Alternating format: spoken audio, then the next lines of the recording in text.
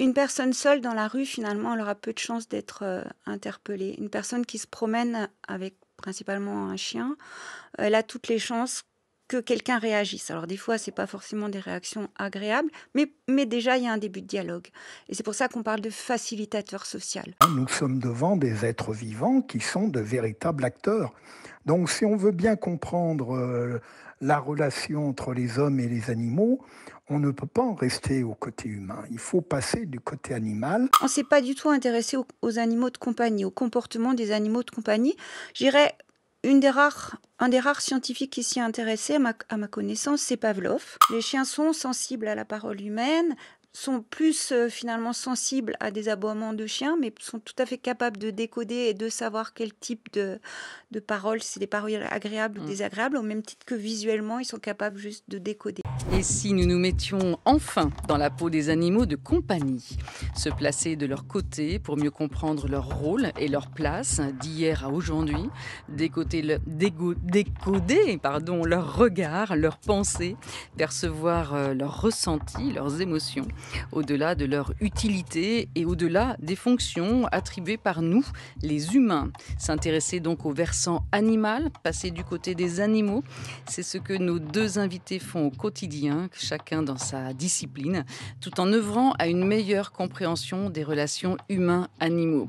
Avec nous pour comprendre ces êtres vivants, acteurs de l'histoire, bien sûr, aux côtés des humains, et questionner aussi les évolutions en éthologie et en histoire animale, deux invités, donc Dominique Autier-Dérian, bonsoir. Bonsoir. Je vous remercie d'être avec nous. Vous êtes vétérinaire comportementaliste et éthologue, directrice de Animal Welfare Consulting. C'est un bureau d'études dédié au bien-être et au comportement des animaux. Et vous publiez Animaux de compagnie, un livre paru chez Quae Éditions. Et puis avec nous également en distanciel, Éric Baratet. Bonsoir. Bonsoir. Vous êtes membre senior de l'Institut universitaire de France, professeur d'histoire contemporaine à l'Université de Lyon 3, spécialiste reconnu de l'histoire des relations hommes-animaux. On peut dire que vous avez ouvert le chemin et vous êtes co-auteur du livre que vous avez dirigé, Une histoire animale du monde, c'est son titre, un livre édité chez Talandier. Bienvenue à toutes et à tous, bien sûr, fidèles auditeurs et nouveaux venus dans le magazine de l'environnement de France Culture. Nous sommes toujours en partenariat avec le journal Le Monde. Émission préparée par Corinne Amar et Célestine Babinet, avec Vanessa Chang et les équipes de documentation de Radio France. Émission réalisée par Alexandra Malka, avec à la technique Clara Galivelle. Regardez toutes les deux là, c'est magnifique là. Au premier plan, Aura, la chienne Terre-Neuve de Patrick pendant 11 ans. Beaucoup de joie et de réconfort, jusque dans les moments les plus difficiles. C'est l'amour qu'elle me portait, voilà, c'est cette complicité qu'on a eue ensemble, justement, malheureusement au décès de ma première femme, une complicité importante, voilà, c'est... Et puis, tout l'amour qu'on a tous les jours. On pense que le chien va rester tout le temps avec vous. C'est pas possible qu'il parte avant vous, ça fait partie de vous, ou alors il part avec vous. Il peut pas partir avant, et c'est ça qui fait mal. Même si on le sait, consciemment, inconsciemment, on se dit que non, c'est pas possible. Reportage diffusé sur France 3, Bretagne, le 27 septembre 2019. Dominique Autier-Dérian, on entend dans ce reportage la relation aussi à la rupture du lien, la disparition. Aujourd'hui, il y a des accompagnements, je crois, des services dédiés d'ailleurs qui existent pour franchir le pas. Est-ce qu'on peut parler peut-être de relations sociales avec nos animaux domestiques ? Alors là, c'est une vaste question. Qui dépend un petit peu dans quel cadre on se situe. En biologie, on aime bien donner un cadre à tout. Et finalement, on donne une définition. Et qui dit relation sociale dit espèce sociale. Et dans espèce sociale, il y a espèce. Et donc, une espèce, c'est des animaux qui sont attirés mutuellement les uns par les autres, qui se reproduisent entre eux et qui ont des interactions au sein de groupes parce qu'effectivement, ils sont effectivement attirés les uns par les autres. Donc, biologiquement parlant, éthologiquement parlant, Oui. il est difficile de parler de relations sociales. Pour autant, dans les carcans qu'on s'est donnés dans les études, on a toujours... c'est ce qui nous permet aussi d'avancer, mais finalement, on a étudié les espèces indépendamment les unes des autres au cours de l'histoire de la biologie, finalement. Et c'est assez récemment qu'on s'est intéressé aux interactions entre les espèces. Donc finalement, le carcan dans lequel on s'est mis soi-même, aujourd'hui, quelque part, nous empêche de parler de relations sociales au sens strict. Pour autant, on s'autorise à parler de société hybride en biologie. Et effectivement, quand on dépasse et qu'on va vers les sciences humaines, où finalement, on s'autorise beaucoup plus à sortir de cadres donnés, bon, c'est pas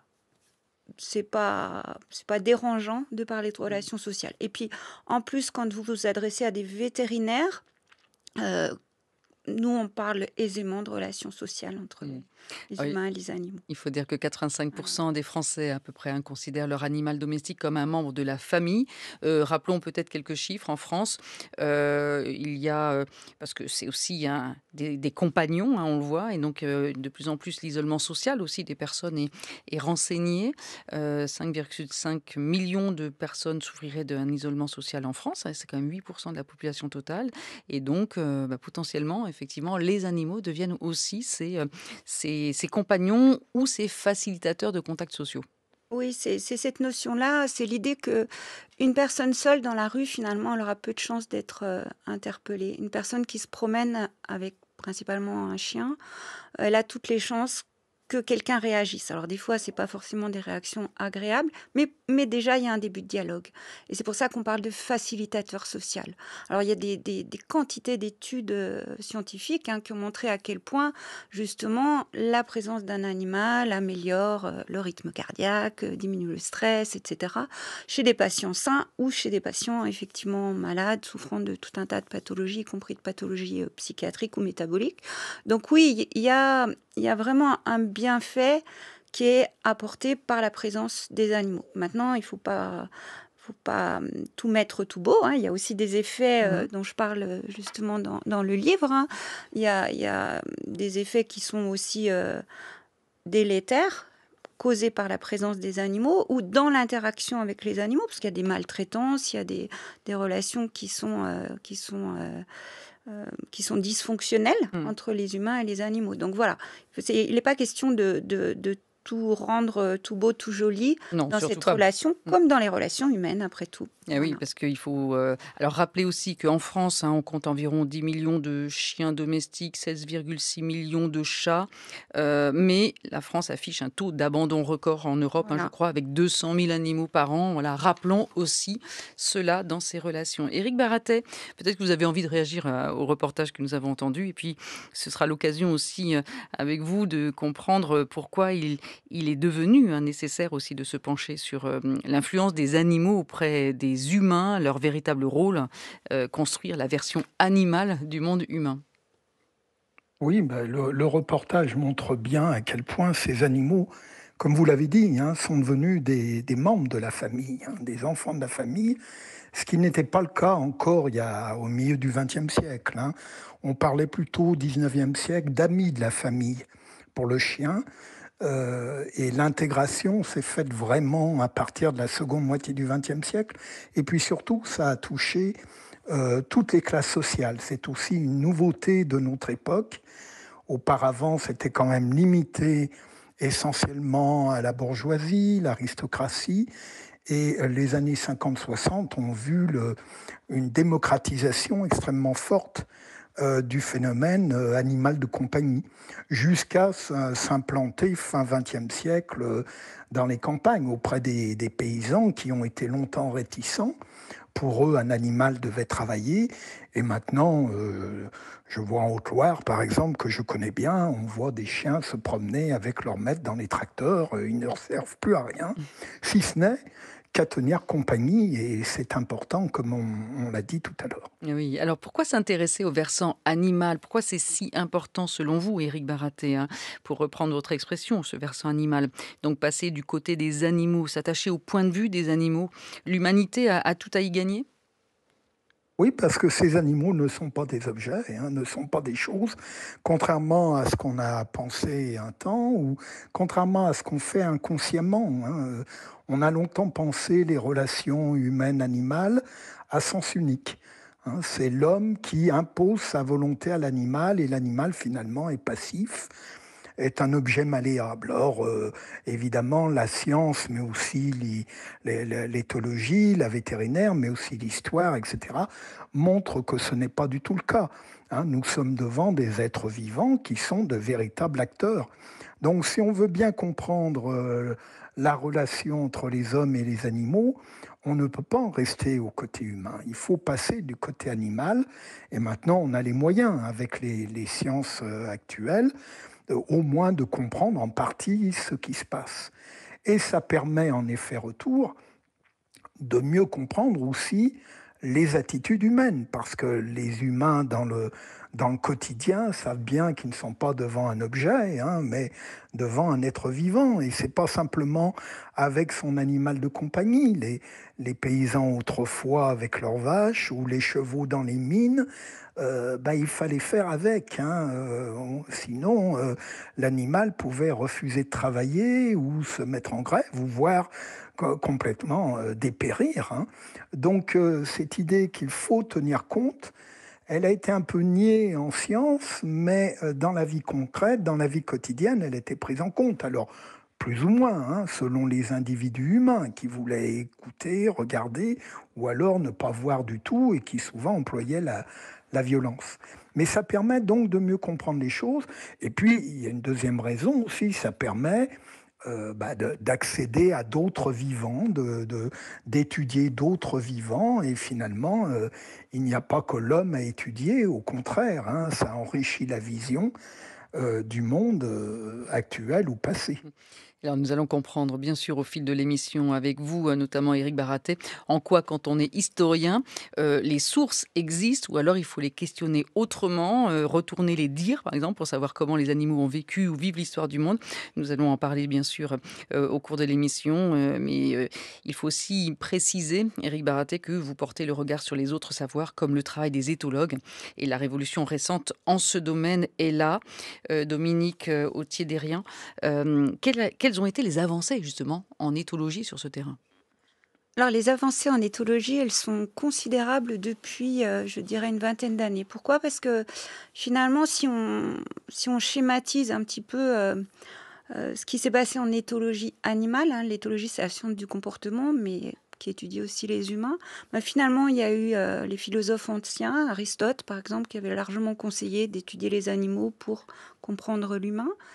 Après, il y a eu Darwin, quand même, qui a dit que c'était le comportement des animaux qui permettait leur survie. Donc, étudier le comportement, c'est vital pour comprendre comment les animaux évoluent aussi.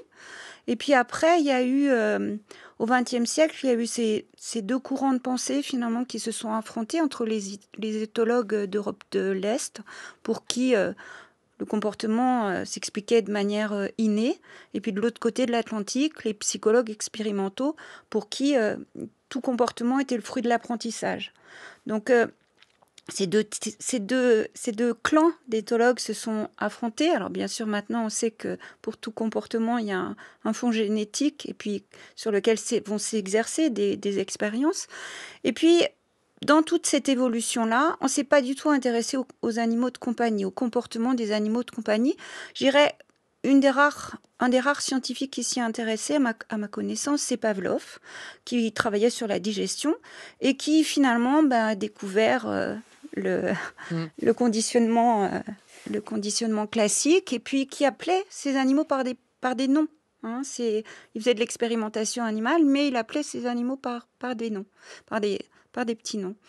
Donc, on ne s'est pas intéressé aux animaux de compagnie. Donc, quand je vois, par exemple, quand j'ai commencé, moi, mes études vétérinaires, il n'était pas question de travailler sur le comportement des animaux de compagnie parce que c'était un petit peu considéré en éthologie comme comme des espèces dégénérées par les interactions avec l'humain. Et vous n'aviez pas de cours non plus, hein? Alors, on n'avait pas de cours du tout. Et voilà. Alors que c'était complètement absurde parce que finalement, le premier signe clinique de maladie, le premier signe, de maladie, c'est souvent un signe comportemental. Hein, un animal qui a mal au ventre, il va se vousser. Un animal qui a mal quelque part, il va changer de comportement. Voilà. Donc, pendant finalement mes années vétérinaires, moi, je me suis intéressée au comportement, donc forcément aux primates. Et puis, quand j'ai voulu m'intéresser au comportement des animaux de compagnie, il y avait beaucoup de réticence pour mes encadrants. Voilà. Donc après, effectivement, de manière concomitante, il y a eu des chercheurs qui ont qui ont permis un changement complet de paradigme. Il y a eu Hart, Tomasello dans les années, fin des années 90, qui tout d'un coup se sont rendus compte que les espèces domestiques avaient des compétences, avaient acquis des compétences, des particularités que n'avaient pas d'autres espèces. Donc finalement, c'était ça qui était intéressant et que ces compétences, elles auraient pu être acquises du fait d'interactions très prolongées au fil de leur évolution avec l'humain. Donc là, branle-bas de combat, tout d'un coup, en éthologie, on s'est intéressé aux animaux de compagnie. Mais c'est très récent en fait. Fin Ça du date 20e, d'une trentaine d'années, C'est ça. et ça a fait boule de neige, vraiment. Et puis après, il y a toute l'imagerie et tout ça qui nous permettent d'aller beaucoup plus loin. Aussi, donc les comprendre, les décoder, les analyser, les percevoir avec leurs besoins, leurs ressentis, cette prise de conscience qui évolue. En tout cas, on peut dire que la désignation et la place des animaux a aussi changé dans le temps et évolue avec nos regards. Écoutez l'histoire de cette femelle sanglier dans l'Aude, un reportage diffusé sur France 3 le 12 décembre 2024. Riette est sans aucun doute le sanglier le plus célèbre de France. Depuis près de 2 ans, il partage la vie d'Élodie et Édouard à Chaours dans l'Aube, auprès des autres chiens et chevaux. Recueilli par la famille, il est aujourd'hui menacé de mort, une décision inacceptable pour eux. Elle est au même titre que nos chiens, donc alors je la considère pas comme un animal de compagnie, mais j'ai exactement la même interaction qu'avec nos propres chiens, nos propres chevaux. Elle fait partie de ma famille. Problème, sur le plan légal, il est interdit par la loi de recueillir, d'acheter ou transporter un mammifère dont la chasse est autorisée. La famille a bien fait 2 demandes de détention d'un animal non domestique, mais les 2 fois, leur demande a été refusée. Et aujourd'hui, Élodie risque du pénal. On me parle de garde à vue, on me parle de prison, on me parle d'amende. Je pense que la situation est très ironique, je pense sincèrement.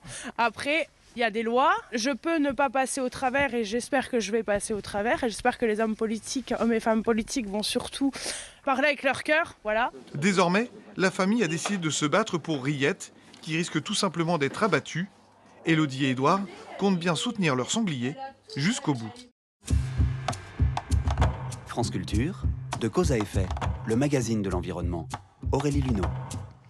Et puis finalement, Riette a été autorisée à rester dans la famille. Ça, c'est quand même la bonne nouvelle, mais dans un enclos spécifique. Animal domestique ou pas animal domestique, Dominique Authier-Dérian? Alors en fait, souvent, il y a une confusion entre animal de compagnie et animal domestique. En fait, un animal de compagnie, c'est un animal qui est détenu par un humain pour son agrément. Ça peut être un animal domestique ou pas un animal domestique. Si c'est un animal domestique, dont effectivement la définition biologique, c'est une espèce dont l'homme gère la reproduction, contrôle la reproduction, qui est nourrie par l'homme, qui est apprivoisée par l'homme, qui a évolué aussi, qui a subi une évolution morphologique, etc. au fil du temps. Il y a une définition, il y a un article de loi qui dit, voilà, la liste des espèces domestiques est celle-ci. Il y a des oiseaux, des reptiles, etc. C'est des animaux domestiques. Et voilà les conditions dans lesquelles vous pouvez les détenir. Dans les animaux de compagnie, il peut y avoir des espèces non domestiques. Mais en fait, la loi, elle est là aussi pour protéger les animaux. Donc, s'il s'agit d'une espèce qui est non domestique, la loi, elle est surtout là pour protéger les animaux. Lorsqu'il s'agit d'une espèce non domestique, eh bien, pour les personnes qui veulent détenir des espèces non domestiques, des espèces sauvages, il faut qu'ils soient détenteurs de certificats de capacité. C'est-à-dire qu'il faut qu'ils montrent à un jury qu'ils sont en capacité à la fois physique, qui peuvent héberger des animaux dans des conditions qui correspondent à leurs besoins et qu'ils connaissent les besoins biologiques de ces espèces. Ils s'y engagent et ils ont toute la connaissance. Donc c'est possible, moyennant bien sûr certaines espèces, mais voilà, il ne faut pas confondre animaux de compagnie et animaux domestiques. On peut juste préciser aussi, puisqu'on en est aux articles, au code ou à ce qui réglemente les droits, la législation concernant les animaux de compagnie ou domestiques. Les animaux sont toujours dans la catégorie des biens meubles, hein, ce qui surprend souvent, même si on leur reconnaît depuis quelques années d'être doués de sensibilité. C'est toujours le cas? Alors, Ah, ah. les animaux ils sont protégés Rapidement, hein. rapidement. Ouais. Les animaux sont protégés par plusieurs codes. Mmh. Dans le code rural, les animaux sont des êtres sensibles. Le code rural gère les animaux qui sont utilisés à des fins professionnelles et, dans certains cas, des animaux de compagnie. Le code civil, c'est la propriété individuelle. Donc, en fait, le code civil a reconnu en 2015 que les animaux étaient des êtres sensibles. Mais pour autant, il n'y a pas eu de décret d'application. Donc, du coup, les animaux, au titre du code civil, sont toujours considérés comme des biens meubles. C'est pas très grave finalement, parce que certes, s'il y a un vol d'animal de compagnie, finalement, ce vol sera traité comme si c'était un vol d'ordinateur. Voilà. Pour autant, la loi de novembre 2021 a renforcé la protection finalement des animaux de compagnie aussi, en augmentant les peines par rapport à toutes les maltraitances. Donc, La loi du 31 novembre 2021. voilà. Donc, globalement, finalement, les animaux de compagnie sont quand même protégés. Bien protégés, Oui. beaucoup mieux protégés, même s'il y a encore beaucoup de choses à faire changer. Oui, parce que être dans la catégorie des biens meubles, mine de rien, on voit bien qu'il y a une augmentation des vols d'animaux, si je ne m'abuse, ou en tout cas, c'est peut-être plus médiatisé. Pour autant, les textes d'application de la loi maltraitance permettent vraiment de sanctionner beaucoup plus de choses qu'auparavant. Et c'est appliqué, les sanctions. Ah oui, les magistrats. En moyenne, on risque quoi quand il y a maltraitance ou vol? Alors, ça dépend, c'est toujours l'aspect intentionnel ou pas. Oui. Alors, je ne vais pas rentrer dans les détails, mais, vous m'avez dit qu'il n'y a pas le temps. Si c'est non intentionnel, c'est une contravention. Mais dès lors qu'il y a des mauvais traitements intentionnels, ça passe sous forme de délit. Donc les actes de cruauté, les mauvais traitements, les sévices graves, les sévices d'ordre sexuel. Oui, la zoophilie. Tout ça, ça passe en délit. Et si c'est des professionnels, généralement, ça bascule directement de contravention. Donc délit, c'est-à-dire même si 2-3 ans d'emprisonnement, 45 000 ou je ne sais pas combien d'euros. C'est maximum, mais ça peut aller très loin. Et en fait, il y a des comparutions immédiates. Quelqu'un qui, par exemple, va médiatiser une maltraitance, c'est des comparutions immédiates. Non, ça avance dans le bon sens. Éric Baratet, ça doit vous faire réagir, hein, nos discussions, bien sûr. Historiquement, les humains se sont toujours considérés en haut de la pyramide du vivant. Oui.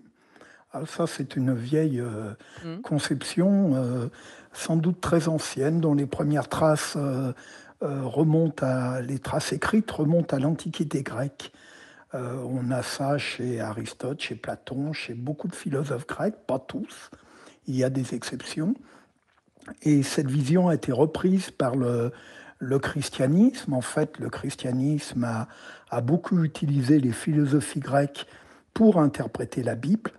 Et du christianisme, c'est passé dans nos philosophies occidentales, dans la science occidentale, ou dans la culture occidentale.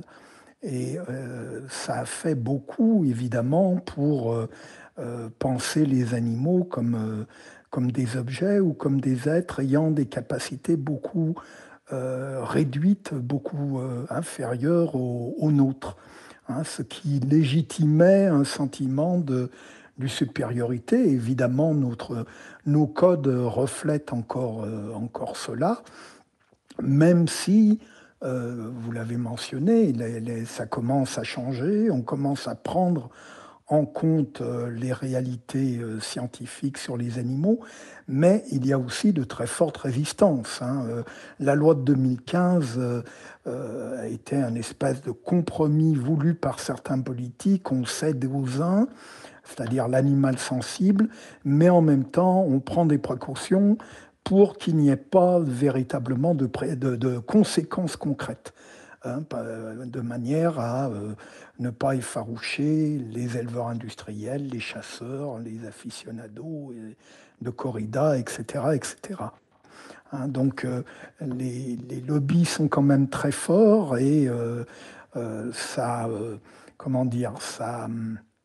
ça entraîne des compromis entre les uns et les autres qui sont plus ou moins boiteux, qui marchent plus ou moins bien. Oui. Et comme vous l'avez dit, encore faut-il qu'il y ait des lois, mais encore faut-il que les magistrats veulent bien Appliquer s'emparer des sujets et un peu plus appliquer. massif. Ça reste encore un problème actuellement.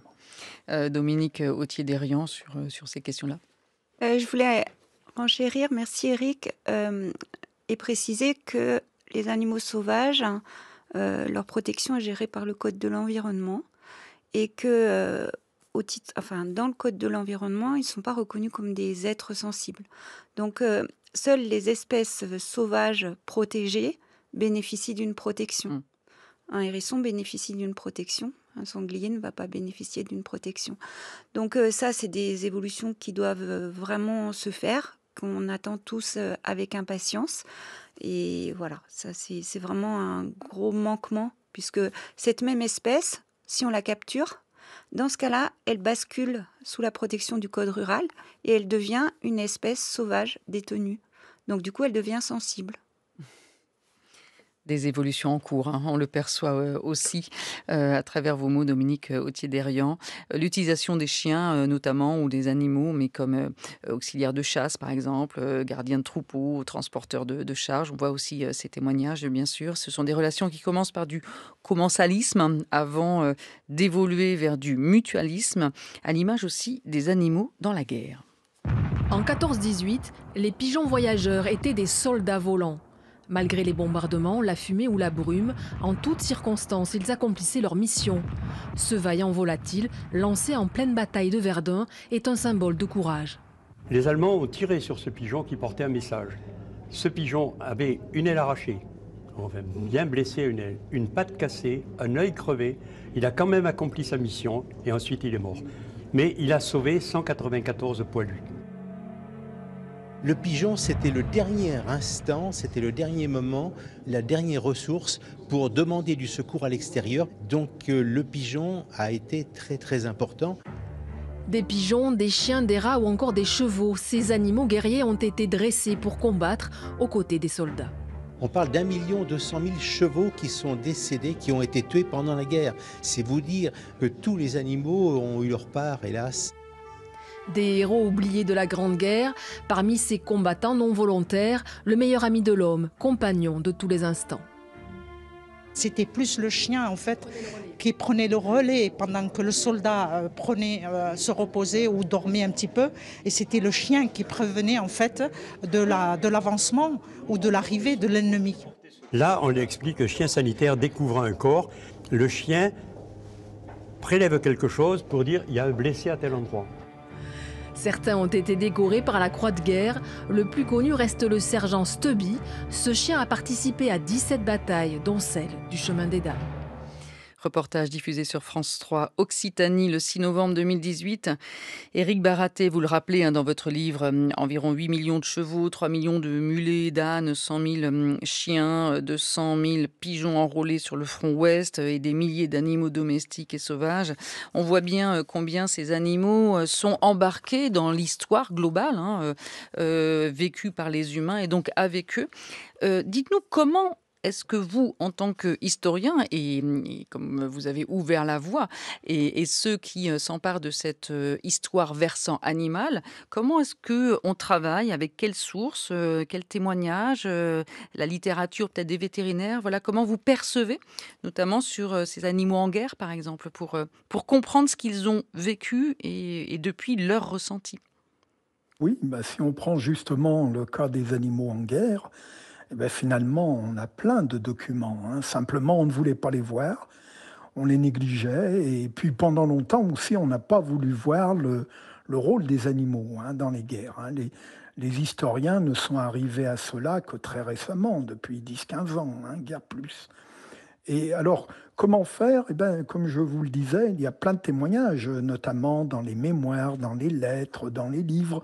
Un livre comme celui de Maurice Genevoix, ceux de 14, est plein de mentions d'animaux. Alors à l'inverse, il y en a d'autres.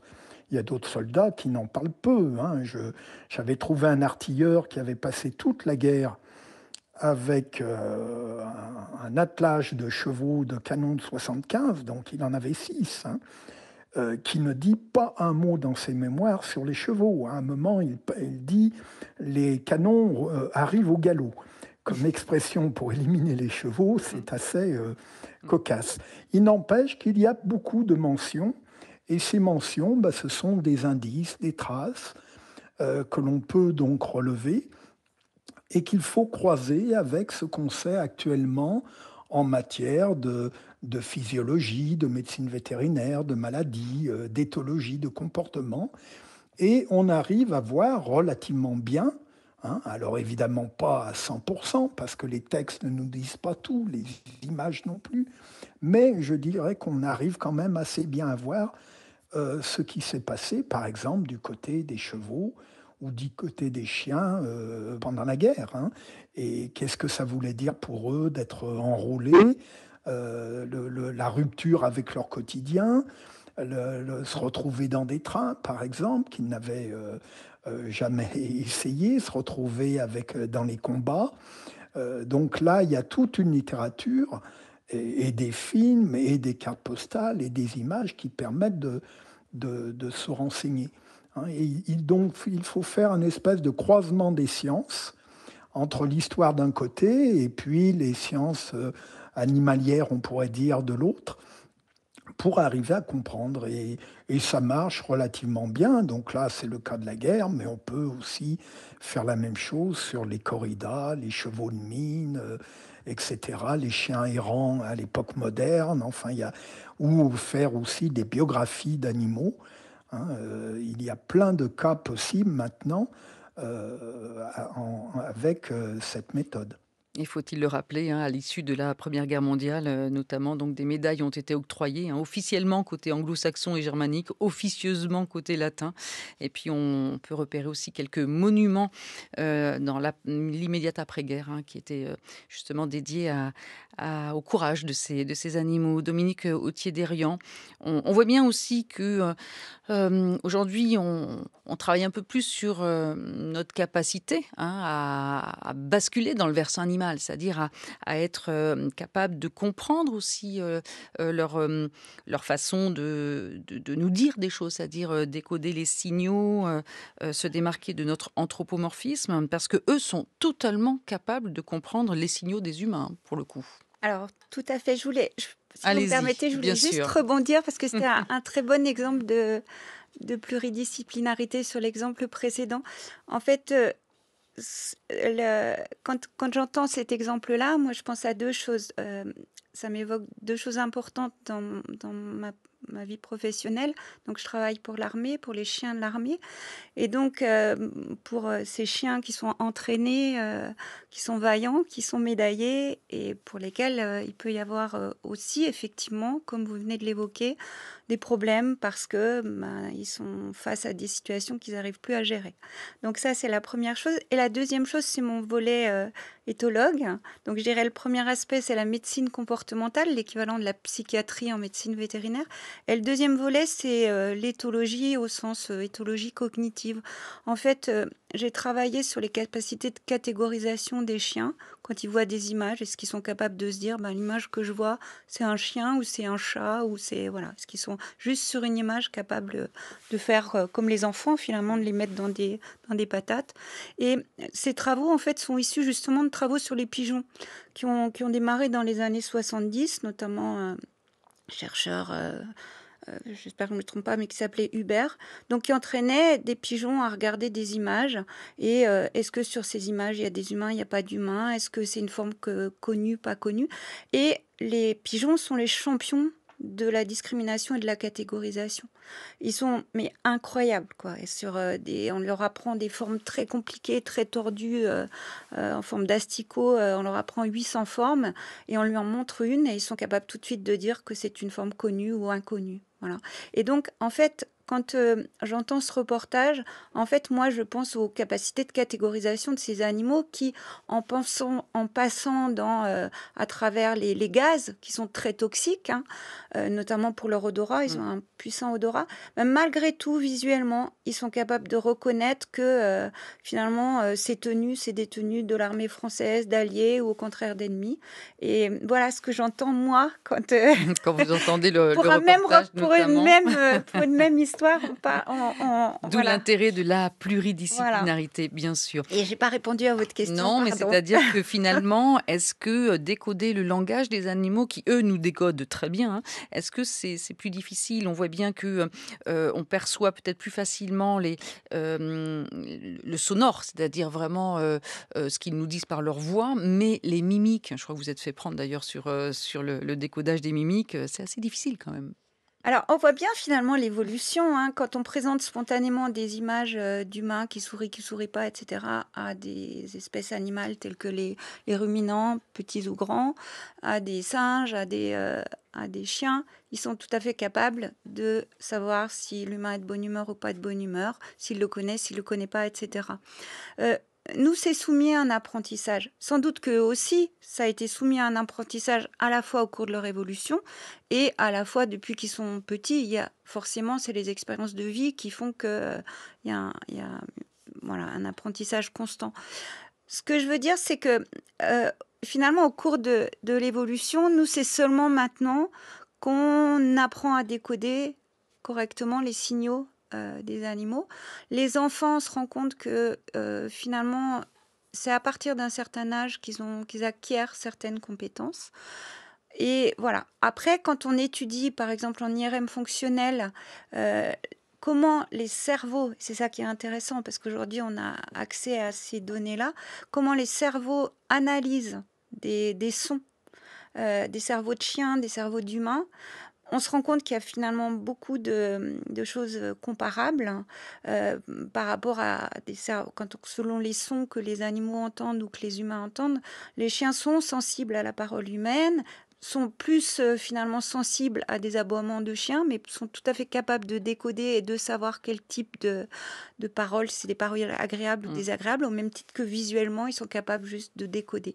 Donc là, finalement, nous, c'est un apprentissage qui est sans doute plus tardif au cours de l'évolution, mais n'empêche que, comme le disait Eric, l'éleveur, pour ne pas dire le paysan, il savait très bien quand même décoder son chien depuis tout le temps. Je veux dire, on a su quand même. Voilà. On va justement donner la parole rapidement à Éric Baraté. Allez-y, avant de découvrir votre choix musical, Dominique Authier-Derian, et je pense que les animaux aiment bien la musique également. Éric Baraté ? Oui, ces capacités sont aussi variables dans le temps, hein. Parce que les relations ont beaucoup évolué, les situations ont beaucoup évolué.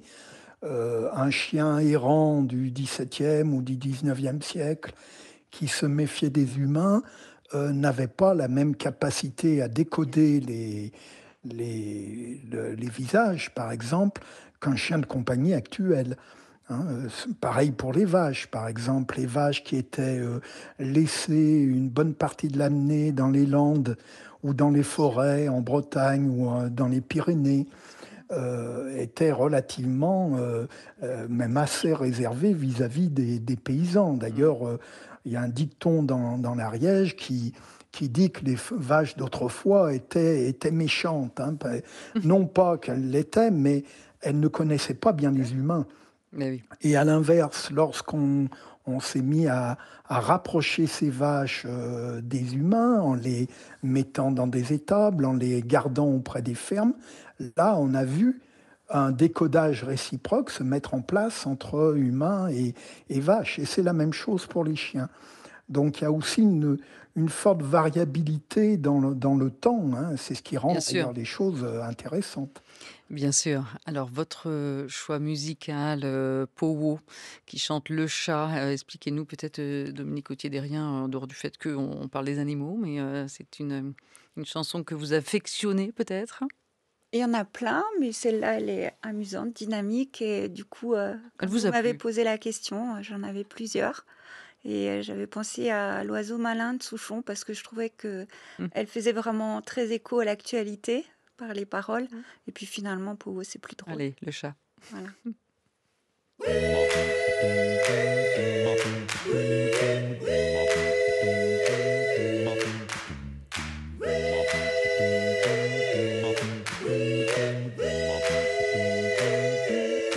Moi vouloir être un chat, me frotter contre tes bas, je me ferai angora pour me blottir dans tes bras.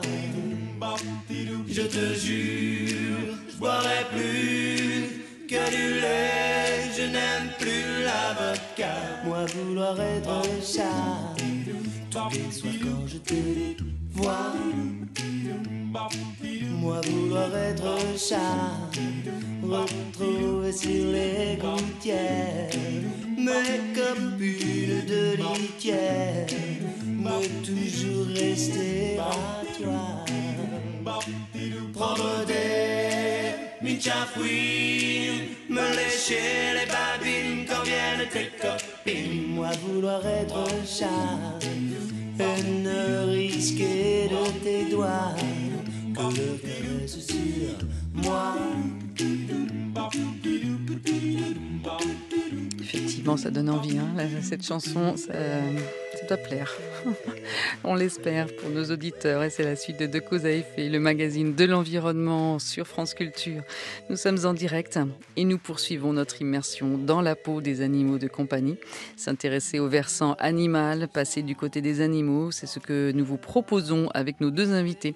Dominique Authier-Dérian, vétérinaire comportementaliste et éthologue, auteur du livre Animaux de compagnie, un livre édité chez Quae, et Éric Baratet, membre senior de l'Institut universitaire de France, professeur d'histoire contemporaine à l'Université de Lyon 3 et co-auteur et directeur du livre Une histoire animale du monde, un livre édité chez Talandier. Alors, on a parlé du milieu militaire avec vous, hein, Dominique Authier-Dérian, parce que moi, cela me fait penser aussi au binôme constitué en OPEX, en opération extérieure, entre militaires et leurs chiens dans une relation de travail, des situations traumatiques qui les unissent. Il a fallu attendre quand même la fin du XXe siècle pour commencer à soigner les troubles psychiques des animaux. Que sait-on justement de leur mal-être aussi, de la contagion émotionnelle, de leur souffrance, peut-être parce qu'on leur demande quand même beaucoup et de plus en plus dans la société d'aujourd'hui d'absorber nos souffrances, hein. La zoothérapie, la thérapie assistée dans les EHPAD, dans les écoles, dans les tribunaux, les chiens partenaires de vie et de justice, etc. On peut multiplier aujourd'hui où on en est de la prise en compte peut-être et puis de la façon dont on repère le mal-être chez les animaux. Alors, il est de mieux en mieux repéré, mais les exemples que vous évoquiez, il faut rajouter l'animal de particulier, parce que, en fait, dans le premier témoignage, c'est magnifique, ce témoignage est très émouvant. Il n'empêche que la chienne est le substitut de l'épouse décédée.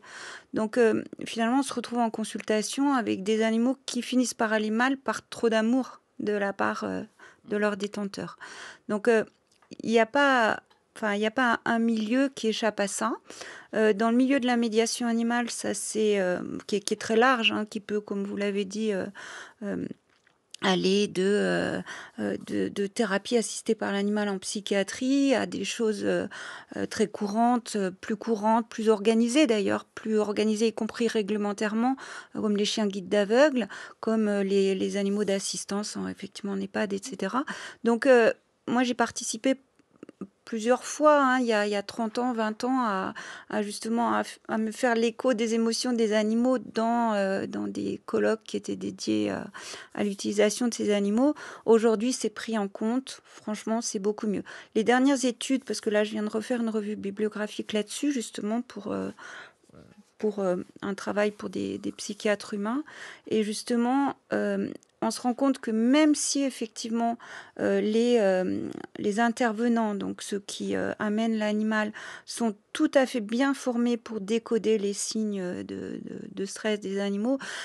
Mine de rien, des comportements de patients qui peuvent avoir des comportements soudains, il y a un stress chez l'animal, hein. Il y a des études qui ont été faites qui ont montré que, on parlait de médiation animale, y compris avec des animaux de parcs zoologiques, et puis c'est avéré qu'effectivement, avec les outils éthologiques qu'on a aujourd'hui, il y a un stress chez les animaux.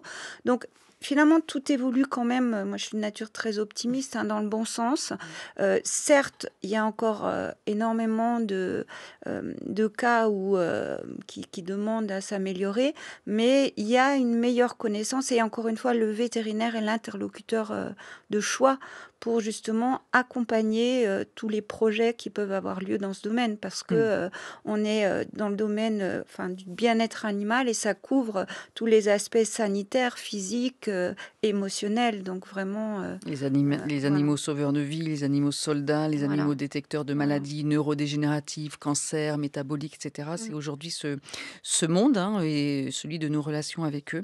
Et puis, vous parliez des vétérinaires. Eh bien, il y a, malgré tout, il faut aussi en tenir compte, une contagion émotionnelle, hein, qui peut toucher les vétérinaires, qui en dit long aussi sur nos relations tissées. Je vous propose d'écouter ce reportage diffusé sur France Inter le 30 juillet 2023. En fait, on va avoir essentiellement des cours théoriques, à mon sens, qui sont plus là pour nous dire voilà, on a averti les vétérinaires, on est au courant que voilà, le mal-être est présent, le taux de suicide est élevé, donc... Et en fait, on a des cours théoriques qui sont assez vides, quand même. On va nous parler, par exemple, d'intelligence émotionnelle ou de fatigue compassionnelle, du fait que, en fait, on ne doit pas intérioriser la pensée du client, la détresse du client, etc. C'est facile à dire, c'est autre chose quand on enchaîne 4 euthanasies en une matinée, quoi. Donc, quand on est confronté à la réalité, c'est pas tout à fait la même histoire. C'est assez dur de s'y préparer. Et en fait, en parlant avec les professionnels, beaucoup nous disent qu'en commençant dans la pratique, le principal problème, c'est pas tant les connaissances théoriques, c'est de se confronter au public, de se confronter aux clients et de prendre l'habitude de gérer les émotions du client, etc. Et beaucoup disent qu'en fait, à la fin, on arrive à prendre du recul, mais que ça vient qu'avec l'expérience, quoi. Donc, entre guillemets, la détresse émotionnelle est un petit peu inévitable pour réussir à prendre le recul. Dominique Authier-Derian, une profession, on l'entend, hein, touchée par un phénomène d'épuisement émotionnel. Pourquoi déjà ? Est-ce qu'on le perçoit, mais il y a peut-être des raisons plus profondes, diverses ? Alors les raisons ont été identifiées, il y a beaucoup de surmenage, hein, on est Shiva, multifonction, mais effectivement d'être confronté au quotidien à la souffrance animale et humaine, puisque justement il y a cette détresse quand on perd son animal, quand il est malade, etc. Aujourd'hui il y a même une forme d'agressivité, hein, on a des incivilités, on est de plus en plus confronté à des incivilités quand on n'arrive pas à sauver l'animal ou à le soigner complètement, etc. Voilà. Vous pouvez Comme aussi déceler de la maltraitance aussi. Bien sûr. Alors effectivement, la profession s'est largement mobilisée sur ces questions, continue à le faire. Et donc justement, ça c'est très compliqué parce qu'on était très isolés. Moi, j'ai beaucoup travaillé sur ces questions-là il y a une vingtaine d'années. Aujourd'hui, tout vétérinaire n'est plus seul quand il est confronté à un cas de maltraitance animale. Il y a des référents bientraitance, il y a des possibilités de déclarer directement au service vétérinaire, puis au procureur de la République. Enfin, on n'est plus seul.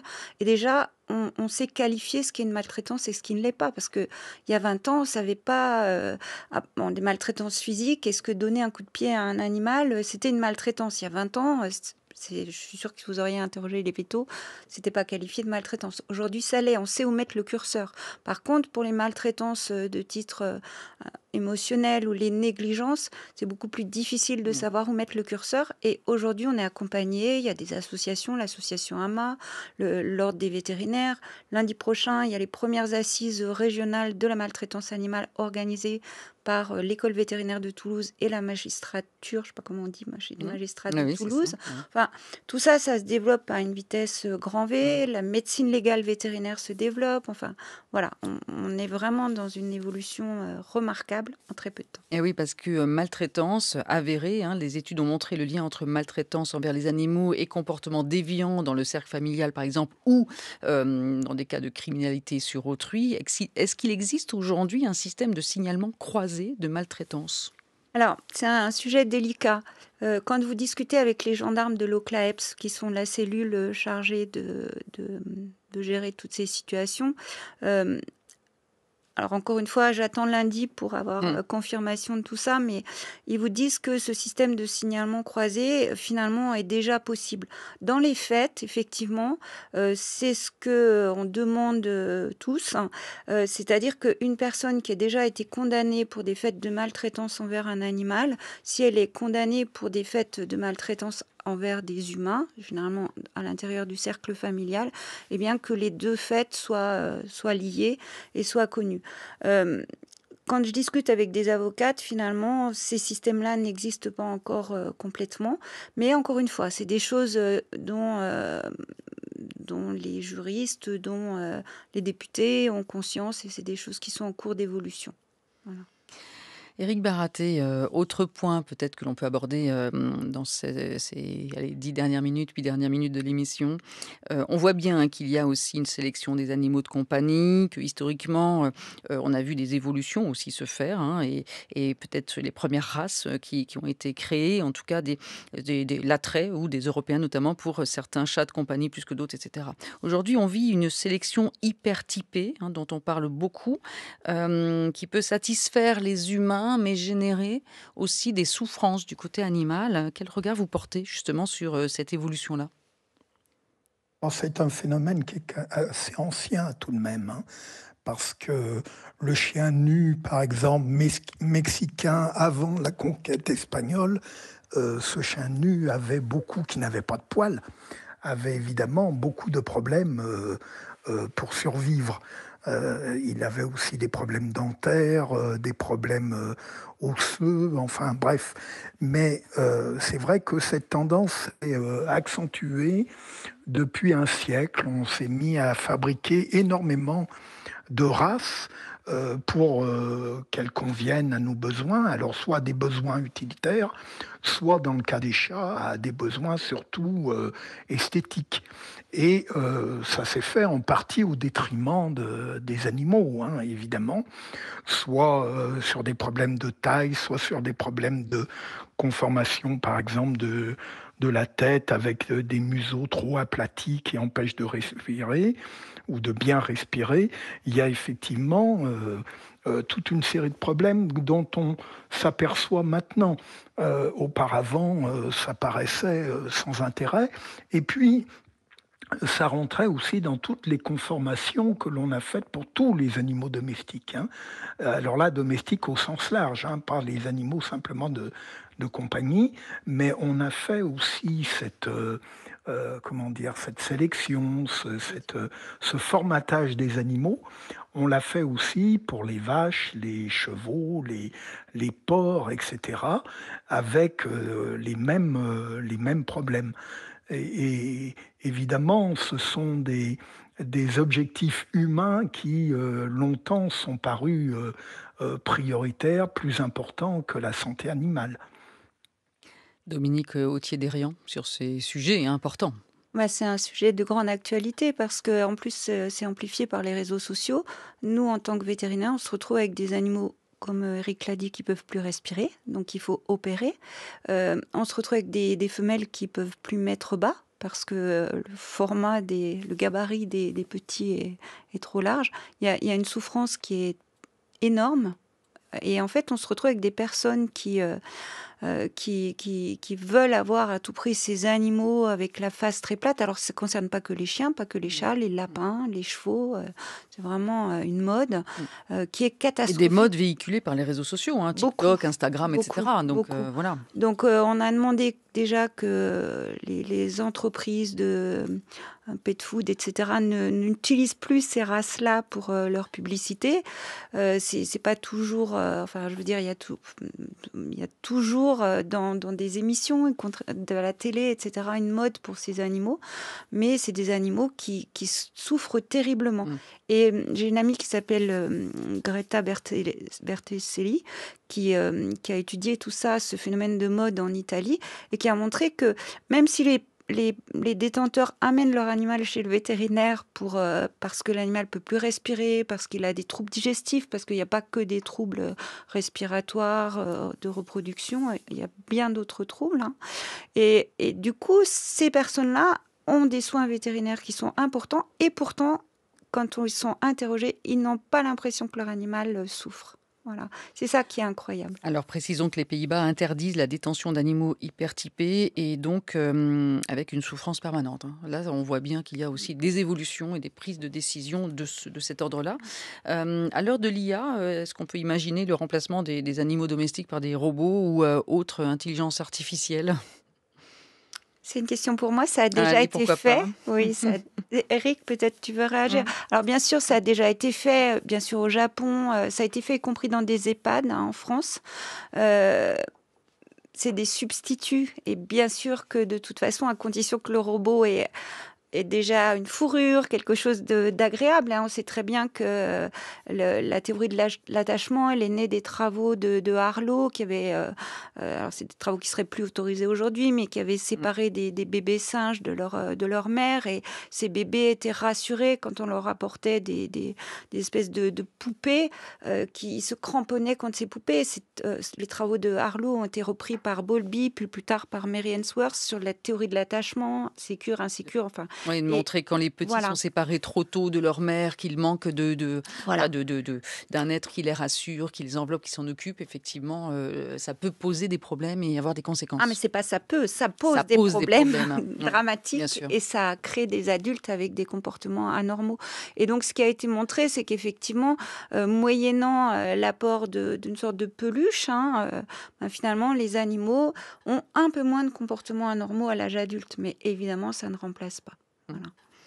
Éric Baratet, tout cela, vous allez pouvoir réagir sur cette question liée à les robots, mais cela doit vous amener aussi à plus que jamais porter votre parole, qui est celle de dire il faut élargir l'histoire du monde vivant autre qu'humain, vraiment se mettre dans cette biodiversité riche et vitale pour les humains et repenser aussi l'histoire que l'on donne à lire, à comprendre, partir de ces points de vue des humains, des vivants, autre qu'humain. Oui, parce que nous sommes des vivants. Hein. Alors le robot, pourquoi pas, mais il manque, pour l'instant, peut-être que ça viendra, mais il manque les émotions. Or, les émotions sont un point important dans la relation, surtout de nos jours avec les animaux de compagnie.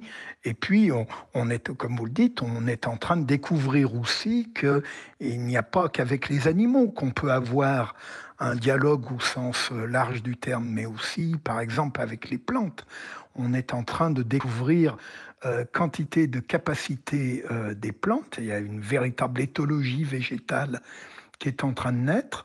Et le rapport aux végétaux est aussi quelque chose à cultiver. Ce sont aussi des êtres que l'on a transformés en objets pour pouvoir les exploiter à notre convenance, alors qu'il y a évidemment une vie chez ces êtres-là. Il y a des capacités de communication et avoir des relations avec les plantes sont aussi un moyen par exemple, de thérapie. Et donc, croisez plus que jamais l'histoire avec les sciences de la vie et l'éthologie. Dominique Authier-Dérian, le mot de la fin, une dernière minute dont vous pouvez vous emparer, peut-être pour comprendre, nous donner à comprendre que tout cela peut aider les hommes aussi à réviser leur façon d'être au monde, de se comporter dans cette société globale, vivant tout confondu. Oui, complètement. On dit toujours que c'est en observant la façon avec laquelle, c'est pas de moi, mais je crois que c'est de Albert Schweitzer, c'est la façon avec laquelle les animaux traitent, les humains traitent leurs animaux qu'on voit leur humanité. Enfin, je paraphrase, mais c'est un petit peu l'idée. Donc, effectivement, aujourd'hui, on est dans un élargissement global, pluridisciplinaire.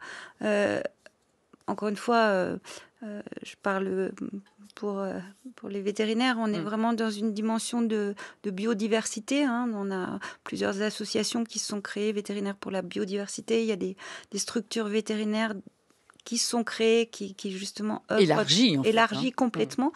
Et notre métier n'est plus le même qu'avant.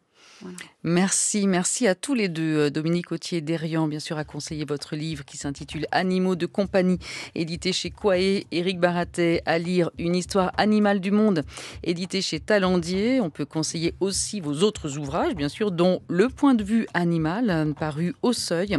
Et puis à vous conseiller aussi une exposition dédiée au reporter photographe franco-brésilien Sebastião Salgado. 30 ans de photos de nature, paysages, animaux, hommes, témoins de la beauté de la planète pour mieux la sauvegarder. C'est à voir aux Franciscaines à Deauville jusqu'au 1er juin 2025 et le titre de cette exposition, Une ode à la fragilité de la Terre. Bien sûr, comme d'habitude, toutes les informations, la bibliographie, les liens sont à disposition sur notre site franceculture.fr, rubrique de Cause à effet, ou d'autres podcasts en rapport avec le sujet d'aujourd'hui vous y attendent.